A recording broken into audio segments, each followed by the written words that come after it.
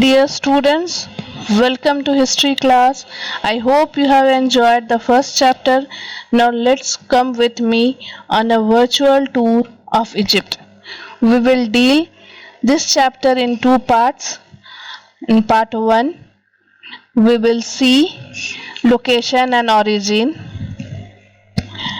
main characteristics of Egyptian civilization, town planning, buildings, dwelling houses, public buildings, architecture and engineering, society, family life. And in part 2, we will see food, dress, occupation, trade, writing, and finally religion. Now let's see location and origin.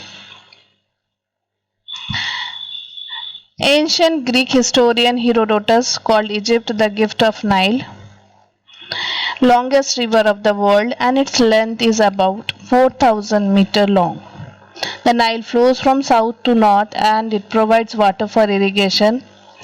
The Egyptians built an elaborate network of canals, dams, dikes, and reservoirs to carry agriculture on a large scale.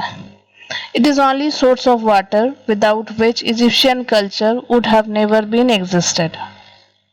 Settlements grew along the river banks. River Nile has distinction of being the birthplace of one of the oldest civilizations of the world, that is the Egyptian civilization. Egypt is in North Africa. Without the Nile, this place would virtually be a desert. Tropical rains in Central Africa flood Nile, resulting in the deposition of rich fertile soil on its banks. This rich soil is a boon for farmers. It also enables many trading activities in the region, thus making it a land of plenty. Hence, it can be rightly called the gift of Nile, as Nile provides the necessary conditions required for the development and progress of life and civilization developed here. Next comes the history of ancient Egypt. The history of ancient Egypt can be divided into three periods. First one is Old Kingdom. Some historians refer it as the age of pyramids. Next is the Middle Kingdoms, where the tribe invaded Egypt and established their rule. They ruled for a short period. The Egyptian kings soon regained their land. The third is the New Kingdom. After this, the empire entered a period of decline. Next, the Egypt can be divided into two parts, that is Lower Egypt and Upper Egypt. Town planning of the Egyptians.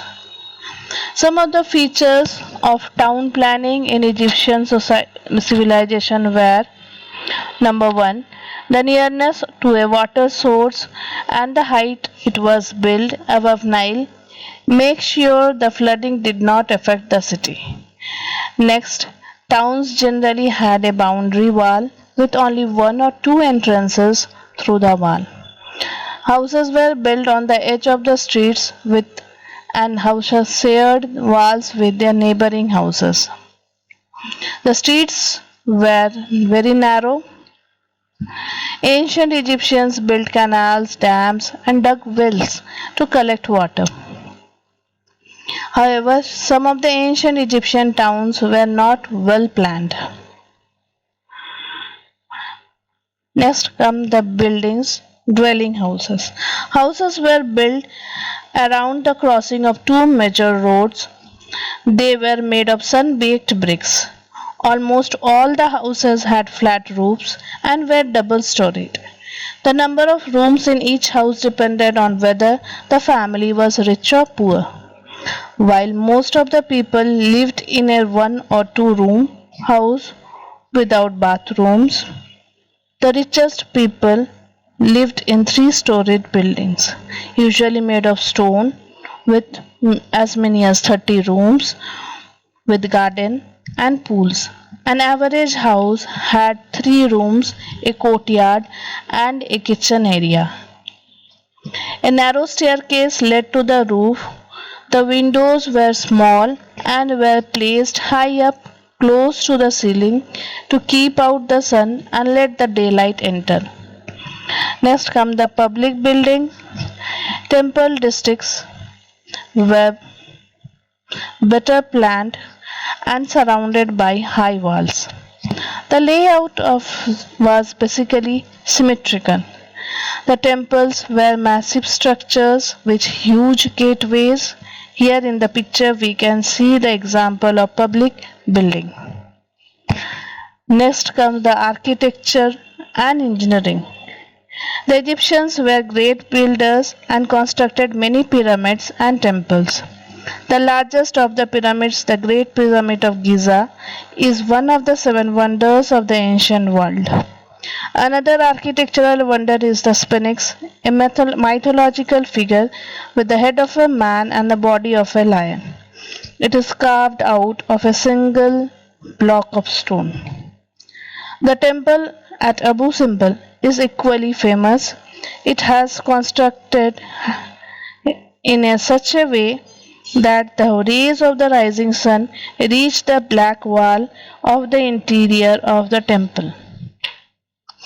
Next comes the society of the Egyptians. The society consisted of many classes. The king was treated as a god. He was a political and religious leader of Egyptians. Statues of kings were put in the temple and his achievements were inscribed on temple walls. The king took all major decisions concerning the empire. Below the nobility were the priests, government officials, and doctors. The middle class consisted of merchants, manufacturers, craftspersons, and the lower clergy. The lower class consisted of peasants. At the lowest rung were the slaves, most of whom were prisoners of war. Anyone unable to pay off his debts was also reduced to slavery. Next comes the family life of the Egyptians. The families were close knit groups. The relationship between husband, wife, and children was usually close. The father was the head of the family. Women were treated with respect and their property rights were protected. Children enjoyed carefree and happy lives. Wealthy families lived lives of luxury and pleasure. Thank you. See you soon with the next part. Take care.